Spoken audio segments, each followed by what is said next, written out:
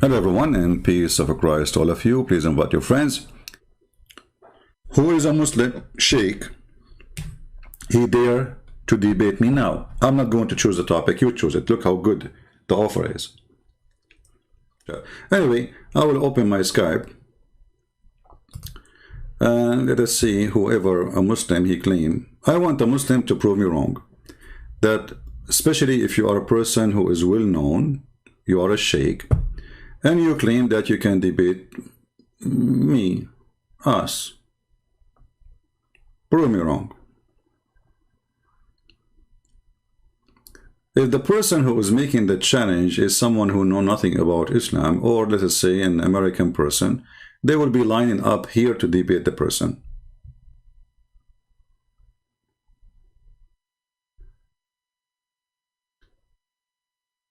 Okay, my Skype is open. I don't see any Muslims. Open challenge. Who is a Muslim? He think. Hello? Hello? Yes? Christian Prince? Yes, you are live on air. Okay, well, I'm live here too, and I just want to call you to tell you my experience and that I was Muslim. Okay. And I want everyone to know what I discovered to Islam. So first of all, I want to say that I converted to Islam. I come from a very, very broken family. Okay. I was a college student and I became homeless, right? It happened that in my university, there was a big Muslim community. They talk nice to me, they sugarcoat things like usual. And I decided to convert because I said, okay, well, they're really nice. These are the only nice people that I've been around with. And I see that whatever they tell me, I was thinking it makes sense because they were saying, oh, we believe in Jesus Christ. And we love Jesus, we respect Jesus. And Islam is a religion of peace. Mm-hmm. Right. So I took Shahada. I want to admit publicly that I took it without me having zero understanding what is Islam. I just went outside and jumped and said, okay, I say the Shahada. Mm-hmm. Throughout time, I noticed that when I became Muslim, everyone was very nice to me. Everyone wanted me to pray for them. Everyone was trying to help me. Everyone, and from it was all sugars and rainbows until I started, praying at the mosque. People would come and fix my hands during salat Mm-hmm. and say, "No, you're praying wrong," or watching how every step I make, or the clothes I wear, and it was so uncomfortable at the beginning, right? Later on, I decided. Well, one of my friends, she hosts me in her house, but and her mom is Islamic scholar. She's a Islamic scholar, and no scholar. Sorry, it's more like Islamic school professor. Mm-hmm. So, and that she's from the Middle East, right? But I never, as I say, I never had any experience or contact with any Muslim people. So they taught me Islam, but the way that they taught me Islam was very, very aggressive. I'm from Latin America. I want to say I'm Latina.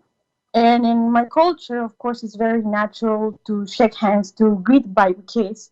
So eh, they told me, they stopped me, and it's like, no, that's wrong. And I felt really bad. So how is that wrong? But they would just point me out things that I was doing wrong without telling me the reason. And I would feel bad because how can I? This is when I started to question things, because I said, how can just a simple handshake gesture will arouse any attraction between the opposite gender, right? Even for job interview, no, you cannot. I ask. There's a lot of Muslim scholars who come to my university and do Holocaust and teach Islam. And I ask, okay, so how is it wrong to shake hands if you don't have a bad intention? And they told me an answer, like a solid answer. So from there on, what was the answer? Oh, they said, oh, it's because we don't mix with the other gender. I said, but why? Is that because Allah knows best, and we know we're not supposed to be with them, because you don't know each other's heart, so it can arouse attraction.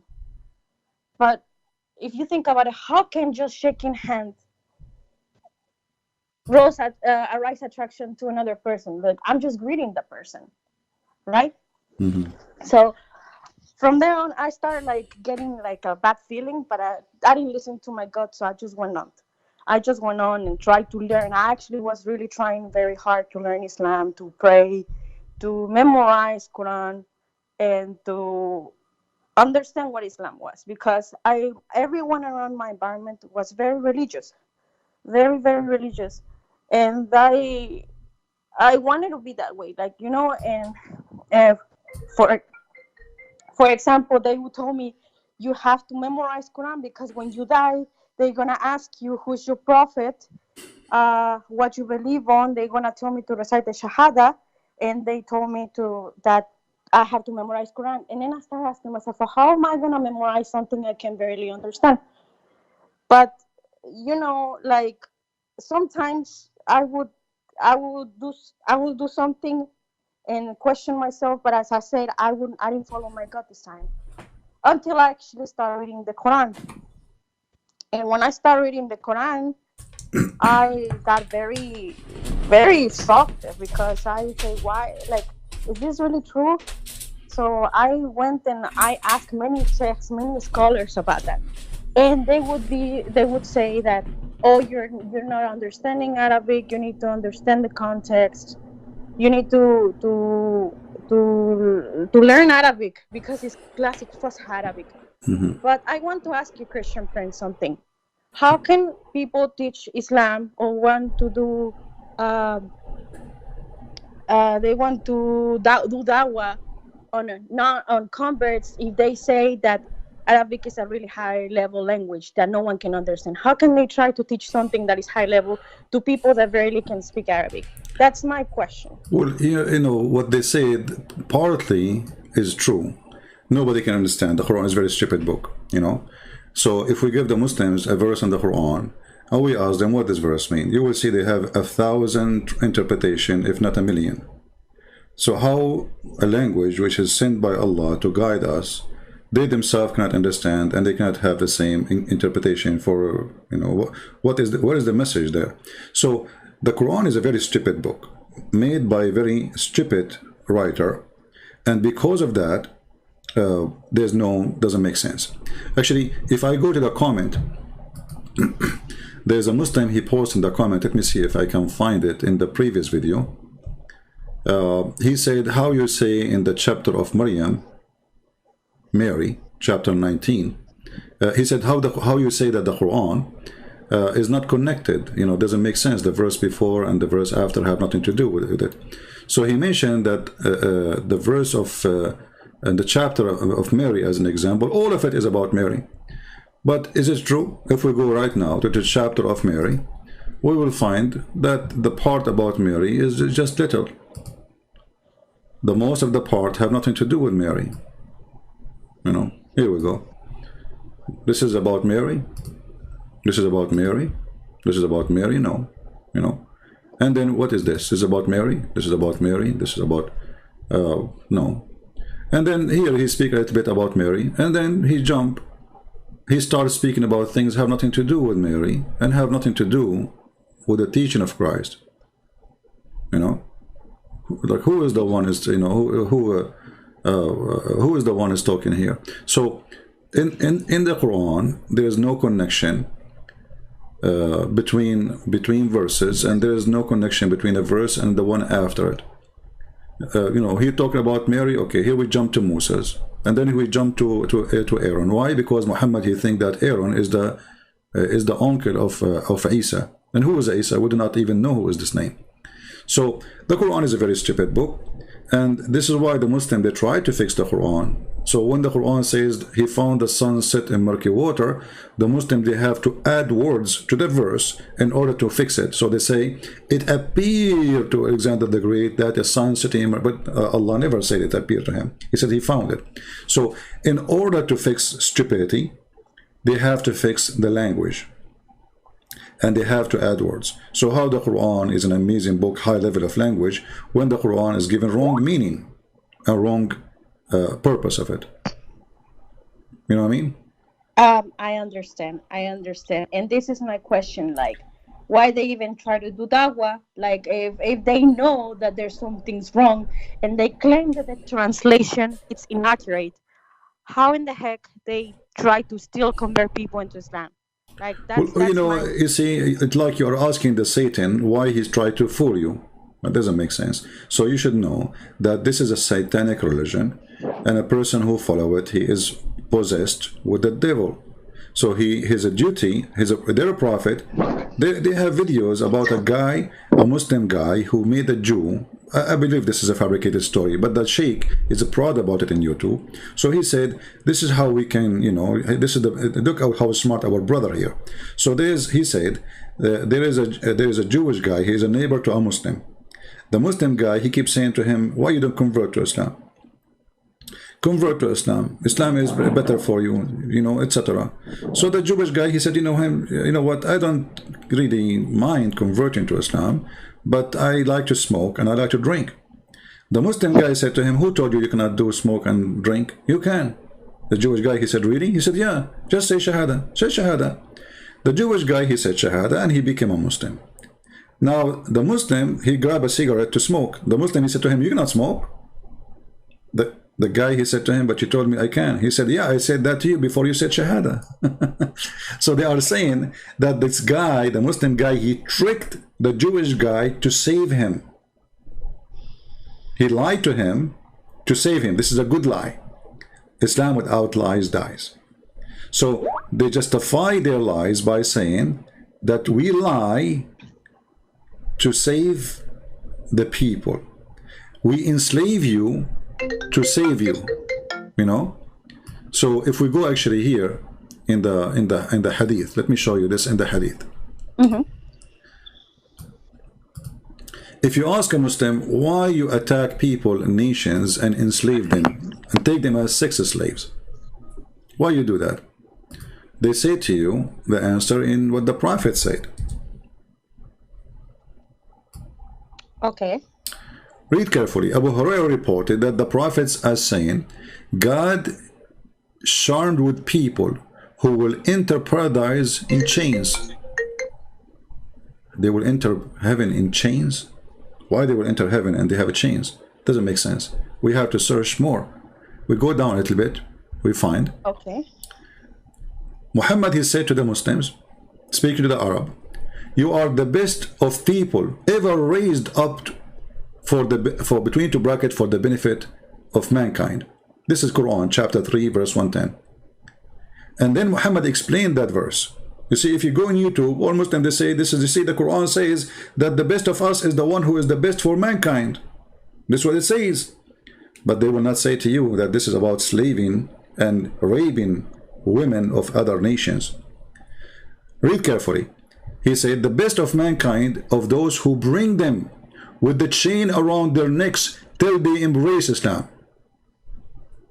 Thereby save them from eternal punishment and hellfire. So Muhammad, he told the Muslims that enslaving others is a duty of charity. Are you? Yeah, this is I'm showing the reference in front of you. You know, we don't say things without proof. Oh my God. Yeah. So okay, this is just make it even worse. Yeah. So those Muslims, because now you don't live in the land of Islam, they are not raping you and they are not taking you as a slave. But if you are, if Al Qaeda control, let's say you are a Mexican, I don't know where are you from, but let's say you are a Mexican and the Muslims took over Mexico and they will practice a true Islam, and they invade your country, they can take you and rape you, and this is the Quran proving that all over. And enslaving you is part of the duty of the Muslim. It's an obligation, it's not even a choice. As you see Muhammad praising the Muslims and Allah praising the Muslims, saying you are the best of mankind. Why? Because you enslave others. Because by enslaving them you force them to convert to Islam. And by the way, even those who convert to Islam, Muhammad, he refused to free them, most of them. As an example, Bilal, he was a slave of Muhammad and Muhammad did not free him. Muhammad, he died and still Bilal is a slave. So Bilal was never free? According to some Muslims, they claim that he was freed by Abu Bakr later. But the reference says that Bilal, he came to Abu Bakr and he says to him, if you bought me for the sake of Allah, will you free me for the sake of Allah? So obviously Bilal was begging, you know, for his freedom, and Muhammad never freed him. Okay, so how can people believe that this cult then, if it's a duty for enslaving people, how can everyone of Muslims believe this is a call from God? What? I'm sorry, but well, like, this is what happened to you too. You see, don't be offended with what I will say. You know, always I like to be honest. You were with them in the same jar. You are the same. How you believe in such a garbage? You know. Sorry to say that to you. So no, you've been driven. You see, actually your guilt is bigger than their guilt. Sorry to say so. Why? Because okay, you were homeless, no problem. You were in need, no problem. And life was tough on you, I understand. But to convert to a religion, you do not know what it is. How that can happen? Exactly. You know, I was desperate. I was like, basically, I really appreciate them. I don't have anything against them. They're really nice as people. But my concern is these things, like just like something like this, like you mentioned, when I saw that Aisha got married with the Prophet, and the Prophet was really old, like he was 55 or 56, not sure how, and she was a little girl. If I'm not mistaken, there's even a hadith that says that she was still playing with her dolls. Yes, that's disturbing. Yeah, really disturbing to think about that. And then my friends and other scholars, they excuse themselves saying, "Oh, but at that time, the girls are already mature. They ready for marriage. Those are other times. Those are she was already old. She was like, her body was developed because she's in the desert. It's really hot environment." I mean, I'm sorry, but I don't know. Like that's in that point, I said, all right, there's something wrong. You know. You see, first of all, the claim of she is in the desert. Well, now we have girls who live in the desert in Saudi Arabia, and they are 6 years old. They are the same as a girl who live in New York. They are still little girls. So this is a lie, and nothing changed. Actually, now isn't it they say there's a global warming, which means now it's more hot. So girls, they have, like, are we talking about eggplant, and the eggplant will grow faster in a warm area? That is a stupid statement. You know, this is a human being. He have stages. He grow old by days, not by being exposed to the sunlight. We are not plants. So this is a false answer for a false cult to protect a predator, sexual predator for children. And until now, according to Islam, there's no age limit for how Muslim he can marry. Actually, you can watch my videos. It's on YouTube. Search for sex with infant debate. With infant, the Muslims in their book, they says that it's forbidden for a Muslim to have intercourse with an infant. It's forbidden. However, he can, excuse my language, he can put his private part between her legs, but he don't enter. Infant. What? 1 day old. Go watch the debate. Go watch it. It's in YouTube. Just search for it. Of course. And the Muslim he was debating, and we are showing the reference in the screen, and we can show it right now. So this is an extreme, bad, ugly, disgusting cult. And the only way to defend this cult is to lie. And now they have articles saying that Aisha, she was 18. But all of us, we knew that Aisha, when Muhammad died, she was going through 18. She's not 18 yet. So Muhammad, he married Aisha after he died. So in order to avoid the problem, they start making false article about the age of Aisha. But Aisha herself, I mean, look at this. Isn't Aisha saying I was 6 years old? She is the wife. She is the one who was with the Muhammad. So she was 6 years old. She became a wife. According to Aisha, by the age of 9, he did intercourse. But between 6 and 9, he was molesting her. This is how bad this man is. He's a criminal. I'm sorry, but like it's even more even disturbing about listening to this. I mean, but yeah, and I want to continue.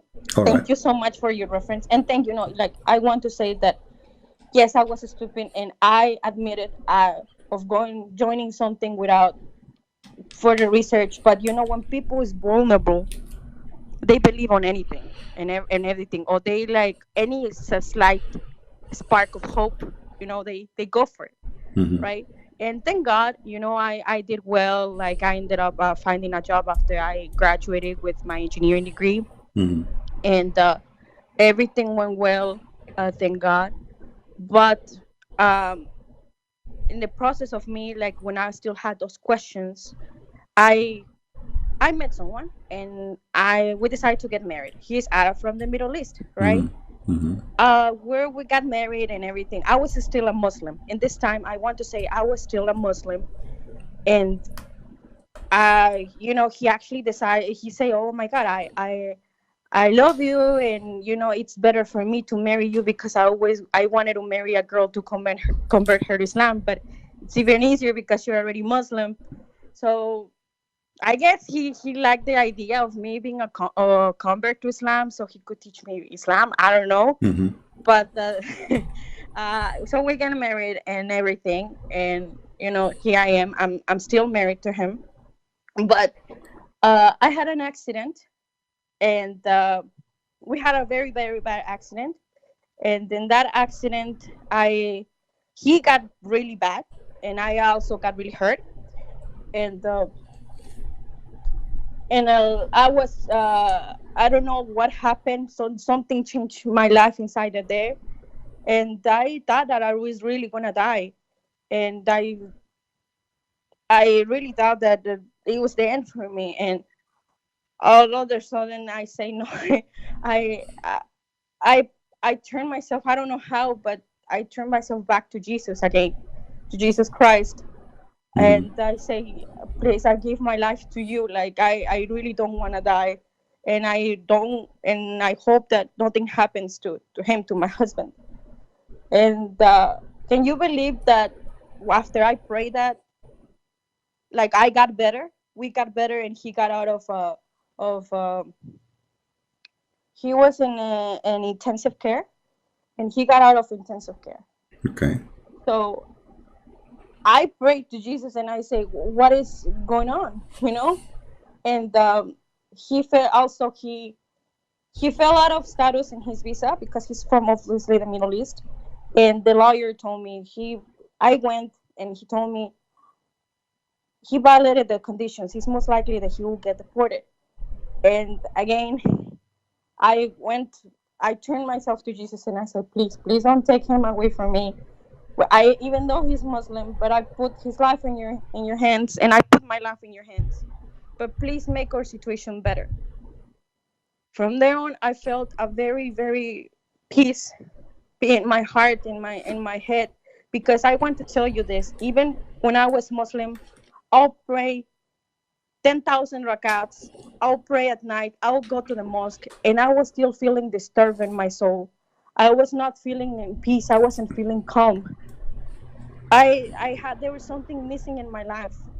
I had no peace whatsoever, Christian Prince.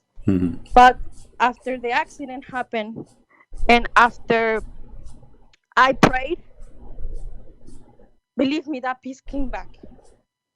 And I want to tell you that my husband, by the grace of Jesus Christ, he has now a permanent resident card.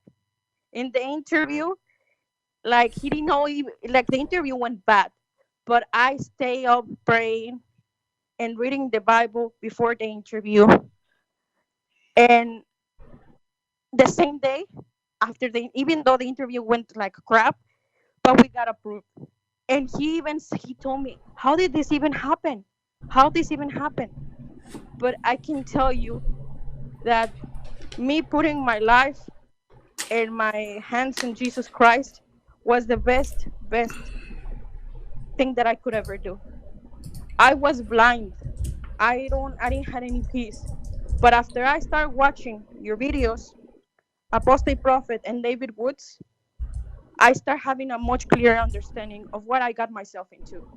And today I regret deeply of putting myself in the situation. But I think that everything happens for a reason. And I want to say thank you, because you're doing an amazing job, and you're letting people to open their minds and their hearts and their brain. Right now, my duty, and I'm trying to do that. I'm trying to educate myself.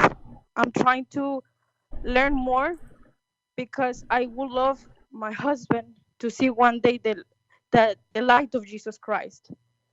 Because maybe that's too much for me to ask, but it's a hard task. Why you don't ask your husband to call me or to speak to me right now? Because I already told him. I have already talked to him, and I said, if you think, because he tells me that you are a liar, that you're lying in the mouth of Islam, that you and at first I told him, okay, because he was saying, okay, David Woods and Apostle Prophet, they don't know Arabic. How can they be talking about this stuff? So I said, okay, well, the Arabic, right? But then when I told him about you, he said, no, he's lying. He's a liar, and he just he's an enemy of Islam. And I said, okay, if you believe that Islam has the absolute truth and it's the right religion, why you don't face them? Why you don't prove him that Islam is the right religion? He said, he's not worth my time. So I was like, okay, so you're scared of him. Okay, like, why not stop, please. Hold on. Hey guys, did you hear what she said? There's a guy in the chat, he is saying that Fifi, he got me busted, and he mentioned Imam Murrah, whatever. I say to all those, Abdul, this lady who was an ex-Muslim, she just said to you something very important.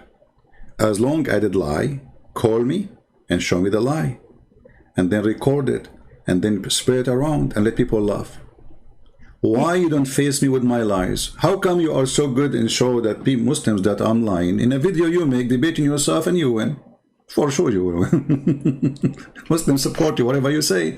So why you don't dare to call me and prove me that I am a liar? I'm here. I just said, who wanna call me? And this lady, she called me. I do not know her. Any Muslim can call me. So you have Muslim make tons of videos about me lying. Choose any of them and call me right now, and either we laugh at you and at them, or people will laugh at me. So I was making the comparison of Muhammad, right? My understanding is that he's a caravan robber. He had multiple wives. He was asking for zakat, not zakat, sorry, jizya. And these characteristics, if you think about it, oh, he killed people that went against him. Okay, if you think about it, these characteristics, I put Muhammad, and then I compare it to a cartel leader. That's what they do. They like women. Yeah, exactly. They go against whoever that kills them. And in Latin American countries, what they do is they ask for to business for tax protection money. Right. This is Islam. And if you don't give it to him, you kill them. So that's what a cartel leader does, right? Actually, the mafia, the word mafia. The word mafia is coming from Islam. The word mafia, maybe you do not know. When the Muslims occupy part of Europe and they withdraw when they lost the war, then the criminals they took over the business of the Muslims. So they come to the stores and they say, the same you used to pay to the Muslims, you have to pay us to protect you. The Muslims, they force you to pay, otherwise pay or die. So the mafia started with Islam. Even the word mafia is an Islamic. The word assassination is coming from Islam. This is coming from the word from the person. His name is Hassan al-Hashash. He's a person who built a castle, and he give drugs to the Muslims, and then he send them. He sent a letter to the princes or rich people saying, pay me or die. And if you don't pay him, he will send one of his elected to assassinate the person because he refused to pay. This is exactly Islam today. Islam today, convert or you die. We will send you a person to stab you. Just yesterday, a Somalian person, he stabbed 4 Italian women and a child, he is 6 years old. Go search the news. So this is Islam. Islam is a religion of assassination. It is a cult. It is about sex. And if we ask Muslims, and those who are proud about their prophet, if we go in the Quran right now, we will find that Allah, he made a chapter or a verse in the Quran about the private part of Muhammad and how to make him happy. And this is only a privilege to the prophet. And what is the privilege saying? That Muhammad, he can sleep with all those women. In the top of that, any woman she can offer herself to the prophet to sleep with them. What does have to do with God? A person already have tons of wives and he have tons of sex slaves. Why he need women to offer themselves? And those women, if we go and read the interpretation, it says that if a prophet, his eyes fall into a woman, and even if she is married, her husband must divorce her immediately. What kind of a prophet this prophet is if his eyes fall into a woman? Like now you are married to this Muslim guy, right? Mm-hmm. So if Muhammad come to your house and he like you, your husband must divorce you so the prophet, he can have you. And trust me, your husband, don't say bad words, please. I'm sorry. And your husband, he will do it happily. He will do it happily. And tell your husband, what about you call this guy and ask him to challenge him to show us what he just said about if Muhammad, he saw me, you have to divorce me so he can have me. Tell him why you don't dare. Just ask him, show us on the screen. Don't debate the guy. Tell him, I challenge you to show me that the prophet, Islam teach that. And the prophet, he do that. Actually, he did that to his own son. He went to the son, that's his own son, he flirted with the wife, and all of this is in their books. Every single word we just said, it is in their books, and any Muslim can call me and prove me wrong. I will give you a few minutes to finish your story, my friend, and Thank we you so continue. much. Okay. And I'm sorry, I didn't mean to curse. It's just that It's all right. I was very shocked to say. I mean, honestly, like it's horrendous. Like I have no even words to say it, but like,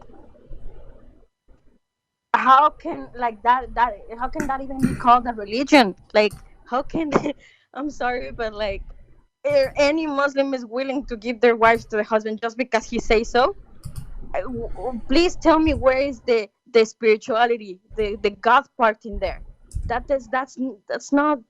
Oh my God! I'm sorry, Christian Prince. Well, you know what? I will do something. I will send you a link in Arabic, and I want you to tell him. Can you read it for me? Please send that to me, please. Yeah, tell him. Are you proud about your prophet? And by the way, you do not need him to translate, because you can use Google Translation. You know what I mean? You do not need him, because if he tried to lie to you and says it doesn't say that, get him busted. Say, hey, listen, let us use Google Translation, and this is your official website. I can give it to you. Actually, let me give it to you from the official government website of the Kingdom of Saudi Arabia. So he will not say, oh, this is a website, anyone can make a website. This is government website. Let us go there. Here we go. This is the official government website of the Kingdom of Saudi Arabia, and this is the link. I will give it to you in Skype. And now I will say thank you for calling us, and I will be waiting for your husband. Tell him be a man. And I advise you, my friend, this person, sooner or later, he will divorce you, and he will find a new wife. Just wait. Time will come. This is because as long as he is a Muslim, This is what Muslims do. When the woman, she get a little bit older, she gave him some kids, she got a little bit choppy, he go and find a brand new wife in the Middle East. As simple as that. I'm just sharing the truth. Even their prophet, he said, why you marry a previously married woman? Why you marry a woman, she is not a child? And I can show you the reference right now. Muhammad, he encouraged them to marry children who they are virgins, so they can be amused by them and they have fun. This is the reference in the front of us. You see, this is the story. A man who married a woman previously married, or let us say she is not a virgin. So according to Muhammad, the correct thing to do is to go and find a little child, she is a baby, and to marry her and have sex with her. And here you see, actually, because if you say to you, oh, it doesn't say she is a little girl, it says that. It says, the guy, he said, he answered the prophet, he says, the reason I did not marry a child, a young daughter, a young girl, because I want a woman to take care of my orphans. My brother, he died, and I needed a woman who should take care of them, not a girl like them. And let me give you the reference too for this one, so you can show it to your so-called husband. You know, by the way, I don't know, you said you are a Christian. A Christian cannot marry non-Christian. I'm sorry, by the way, I want to say that I had no idea about that because I was Catholic. My background is Catholic, but now I'm Christian. So I didn't even have a I'm not clue asking you to about it. divorce the guy. I'm saying, according to the Bible, a Christian woman, she cannot marry a non-Christian. However, you left the faith, and when you married him, you were not a Christian. So, you know, that can let it go. But this is, in Christianity, this is not married, because Muslims, they don't marry. Muslims, they have sex contract. It's called nikah. Nikah means the F word. So you sign a contract that he can excuse my language. He did not sign a contract he can marry. There is no marriage in Islam. This is why they are encouraged to start with 2 and 3 and 4. And actually, according to some, there is no limit. But if you could not do that, you go for 1, which means Islam did not say you start having sex with 1 as a wife. Islam start with having sex with 2 and 3 and 4, etc. And if you could not do all of those, then you go to the bankruptcy, which means you sleep with 1 only. That is not marriage. A person who believes that he can have many women, obviously he don't believe in marriage. The more that you tell me about this, the more it's disturbing, it gets. Well, I'm here to share the truth with you. You know, I don't want you to disturb your life as a person married to this person. Maybe you know, but you see, from what you said to me, he sounds like he is not decent with you, because if he is saying Christian Prince is lying, tell him, can you show me the lie? I will call him, record him. He don't call me. Record him. Record him. Say, hey, Christian Prince, you lie about this. You call me. You play his voice. We open it and we see who's lying.